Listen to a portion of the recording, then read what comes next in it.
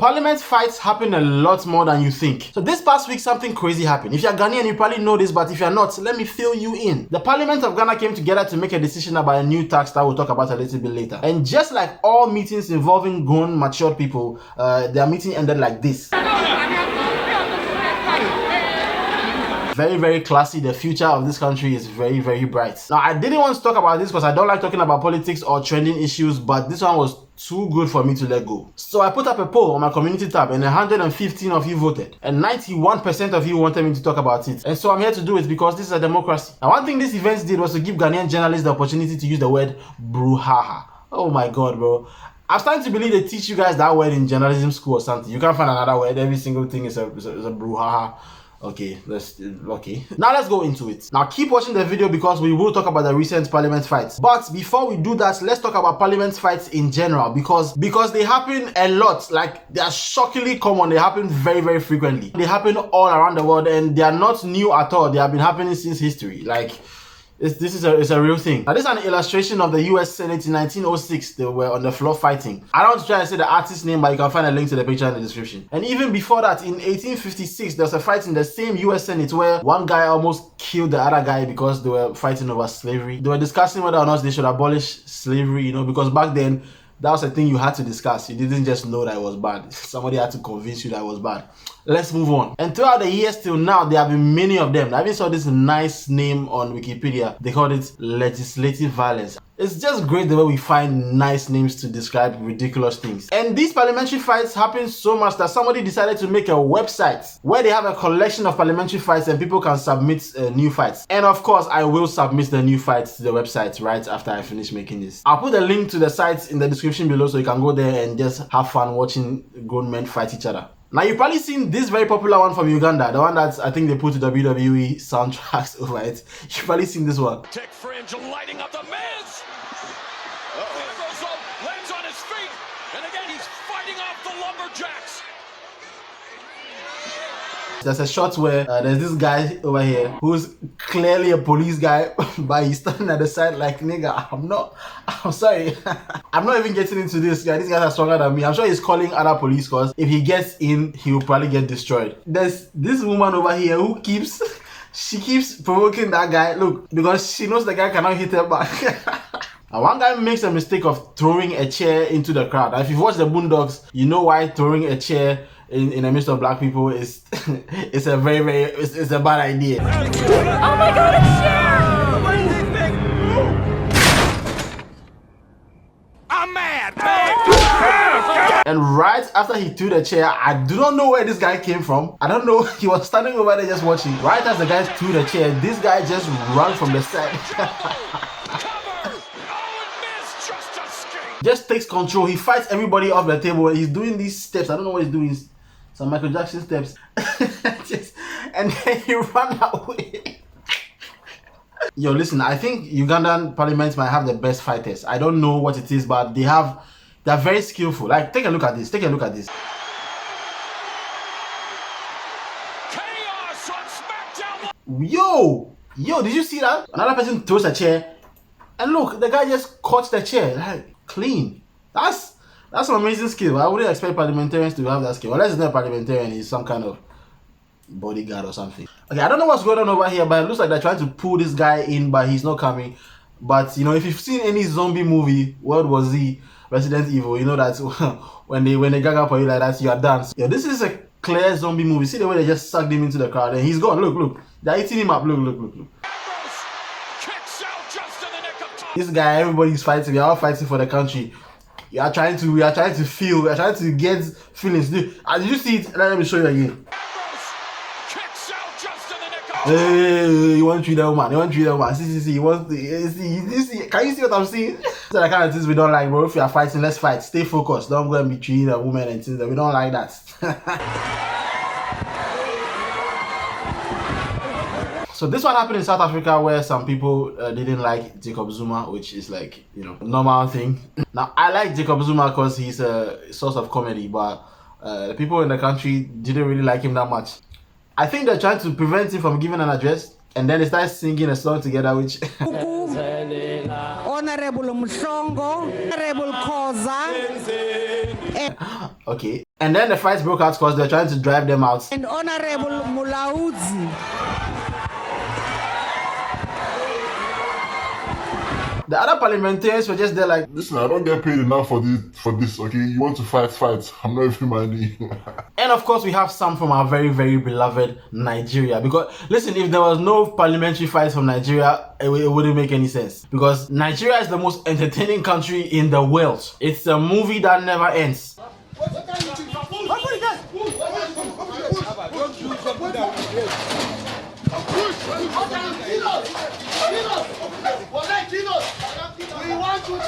Okay, so yeah, these are Nigerian parliamentarians. They wanted to get into the National Assembly. That's what they call their thing. And the police people didn't want to allow them. And so that caused a fight. I think over here they are... the guy is refusing to let them in. And the guy is telling the driver to drive and run the guy over.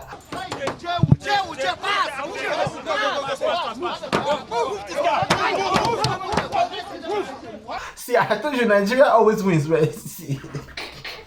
Now, I don't have too many details. I don't know why the police will not let the parliamentarians into the National Assembly, because that's where they do their thing.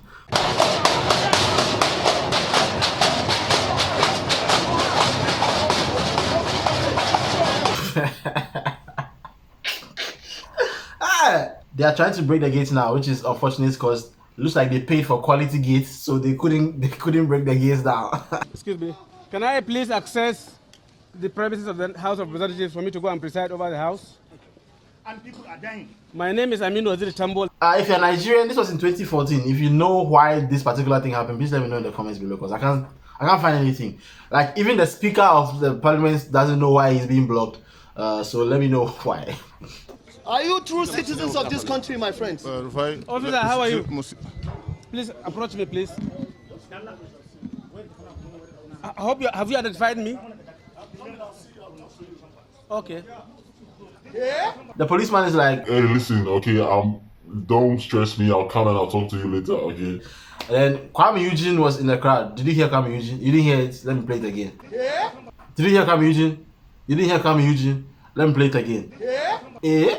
So now let's talk about the recent fights in Ghana. Now the whole thing came about because of the famous E-levy tax, the momo tax. The government want to tax 1.7% of all digital transactions in the country, which all of us agree at this point that it's a horrible, terrible idea. It's complete crap. Doing business digitally in Ghana is already difficult, and you have come to now make it less attractive for people by imposing a tax. It's a bad idea. There might be some good arguments for it, like the government to get money to do that and do that. But living in this country, I know that the government getting money from the people doesn't equate to the government using the money for the people. In a perfect system, when the government uses tax money to do important things for the people, probably yes. In a perfect system where tax money gets to the government untouched, probably yes. But if you live in this country where corruption is not a sin, it's a culture, and you know that all the arguments for the E-levy it's just crap. It's just a bad idea. They should stop doing it. Knowing my country, I know for sure that the next election, the other people will come and say, vote for us, we will take away the E-levy tax, and then we'll vote for them, and then they won't do it because they will see that, oh, this is actually a lot of money that the people are paying, and then they'll hit us with another, more crap. I don't want to go into this. Let's continue. Okay, now let's analyze this fight for a second. Now, I actually do not know which people were on the left or on the right. I don't care that much. I don't know if NDC was on the left or NPP was on the right. So this guy is doing walai talai. It means that if anything goes down, he's ready to go. That should have been a sign that this was going to go bad, because that guy doing the walai talai there, forget. It means that they are ready to go. As soon as the people on the right start closing into the chair, the people on the left run towards them. And this is where the tactical genius comes in, because you see, what they did was very, very important. They got their best guy to lead the way. Now, their best guy is this guy, this big guy wearing the white. See, this guy is the star of the fight. If you've watched it, you know. This is a great parliament war technique, putting your biggest, strongest guy in front so that the other guys are not able to go to the back. Because if you look at the back, all these people are standing behind the white guy. They don't look very promising as far as combat is concerned. Okay, look at all of them over there. They look afraid and things. Now the disadvantage is that if you are able to break that barrier and cross this big white guy, the war is over because the chair is right there, and if they come over there, this is done. Like in the Bible, the Philistines put Goliath in front, and as soon as Goliath was down, everybody else ran away. So that's the danger of that technique. But see, this guy, I don't know his name, but he is the defender of the year. Okay, you know that part of the national anthem that says bold to defend forever. This guy understood that part of the national anthem more than anybody in this country. Now looking at his size, you can tell all the corned beef that he has put in his body is paying off right now. Now he did something very, very important in the beginning, and it was this push right here.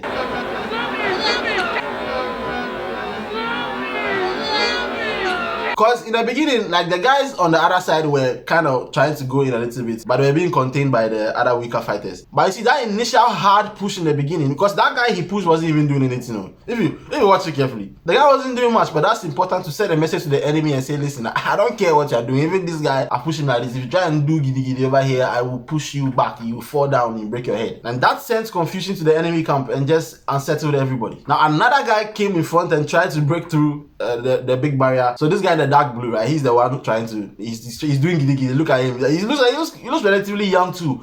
He's trying to do giddy giddy like, yeah, if you do, I'll break through. I'll break through. Let's see what happens. Oh my goodness! Did you see that? Did you see that push? The guy's head almost fell off. Did you see? Let's watch it again in slow motion. Yeah. He pushes him back so hard that the guy's head is almost falling off his head. Did you see the way his head went back and came? He bounced back because the force the guy pushed him with was too much. But that guy, if you have children, what are you going to tell them? The disgrace is not that you fought, right? The disgrace is not that you went to fight like a primary school boy. The disgrace will be that you lost. You lost the fight. What will you tell your son? Because you know every son thinks your father is the strongest man in the world. What will this guy tell his son? After you have been pushed like that, your head probably has to go to the hospital and get his neck checked out. Because that push, in the way his neck went back, not a small joke. Okay, please, Mr. Honorable, if you're watching this video right now, go and get yourself checked. Your neck is not fine. Your neck is not. I repeat, your neck is not fine. Go and check it out. So at this point in time, after a while, the Goliath has taken control. He's telling everybody, listen, stand back. Don't come here. I will fuck you up. Okay, stay back. Relax. And all the fighters on the right side, they have all come down and they've realized that, okay, this thing is not going to happen. Let's retreat. Trying to rest, and then they're trying to make a comeback, but they are tired. You can see from our guy whose neck is broken. He's standing over here. Look at him. He's breathing hard. Look. What? But the fight is pretty much done. You know, the people on the right have lost. I don't know. They didn't come with a good strategy. They should have put their best guy in front, but they went and put, you know, that small guy and some other weak people in front, and they lost. Now, apart from having a big, strong defender to act as a barrier between the enemy and the other forces, the other types of fighters that are very, very important are the Takashi Fighters. Now, these Takashi Fighters, they don't know how to fight, okay? They are weak. They don't have any strength. They don't have any combat training. None. Unlike the big defender. These guys are people who they will fight to the death. Once again, they are not strong, they don't have any training, but they are fighting to the death. It's Takashi from beginning to end. No strategy, nothing. Okay, their eyes are closed. Okay, their eyes are closed. They don't even open their eyes to fight. It's just hands. Okay, they're just going, and they are very, very important because they have passion. They have passion. Okay, they don't think about anything else. They will dirty themselves no matter what. They don't even let me show you the Takashi Fighters in this fight. You can see our white guy is standing over here. This guy is doing all the fighting. He's pushing the people backwards. Now, so the Takashi fighter in this case are these two guys. This other guy went white. It looks like all the warriors came wearing white that day. And then this guy over here wearing the dark blue shirt. Now just look at him. Look, see. They are pulling his shirt. See, they are pulling.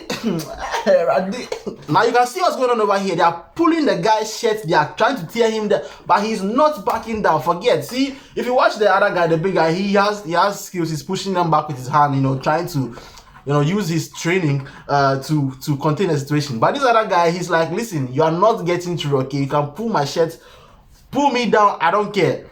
You're not getting through me. Takashi threw out, and I'm now learning that the guys on the right were the NDC guys who were trying to go and stop the whole thing, get the speaker's chair, and they were against the E-levy. So if they had won the fight, we probably wouldn't have the E-levy right now. So it's kind of sad, you know. And so now the next step is clear. The NDC needs to invest in training their MPs in combat for parliamentary battle, because this is embarrassing. This was a total embarrassment. Your guys were not trained, they were not prepared. They got absolutely floored by the opposition, by one guy and two Takashi fighters.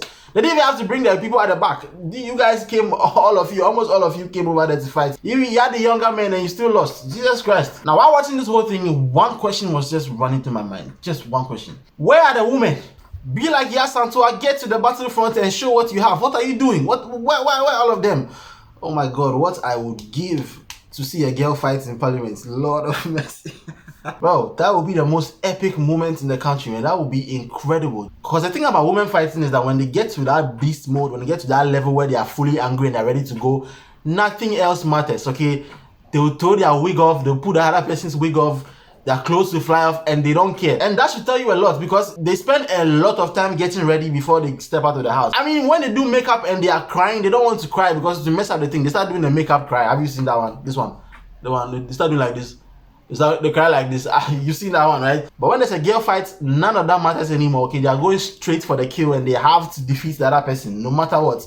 And so imagine how great it would have been to see that in parliament. Lord of mercy. Some of you are saying, how can you ask for women to fight? How can you be saying that you want women to fight each other? You don't want them to come together, all that stuff. Listen, the situation is already bad, okay? You have grown men fighting like class 5 children who are angry at their class prefects, okay? And so let's just go all out, okay? Let's get everybody involved. You all guys fight into the floor. See, but the problem is that we don't have enough women in parliament. And this is an issue that has been there for a long time, okay? The issue of we need more women in leadership, we need more women in parliament, you know, because gender inequality in leadership positions in Ghana has always been a problem, because Ghanaians, we don't like that. And this is why we need female empowerment, to empower more women to go into leadership positions in parliament and, you know, all the high places.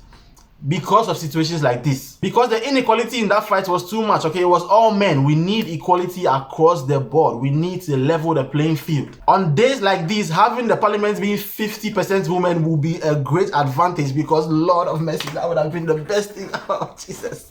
Listen, I have become a woman empowerment advocate right now, because if I was not able to see it in my lifetime, my son has to see a girl fight in parliament. That has to happen. So if you're a young girl out there, you are thinking about becoming a member of parliament or even the president of the country, you can do it, okay? You can do it. Don't let anybody tell you that you can't, okay? You can do it. You can become a leader in the country. And always remember to get involved. As the song says, we are all involved in building our motherland. So if you get to that position and anything happens, especially one like this, please get involved, okay? You need to fight for your country. All right, Ghana youth, for your country. Amen. And the last thing I'll say is a message to my younger self and to all the children out there, all the kids out there. Dear children, adults are overrated. I still will ask you to like and subscribe and hit the notification bell. I will ask you to leave a comment below. Let me know what you think about the video. Let me know what you think about this whole parliament thing. It's a very crazy thing, quite unexpected. I didn't think the E-levy momo thing will bring this kind of reaction from parliament. But yeah, it did happen. I still love my country regardless, but sometimes, man, sometimes it's just... And I will see you soon in another video.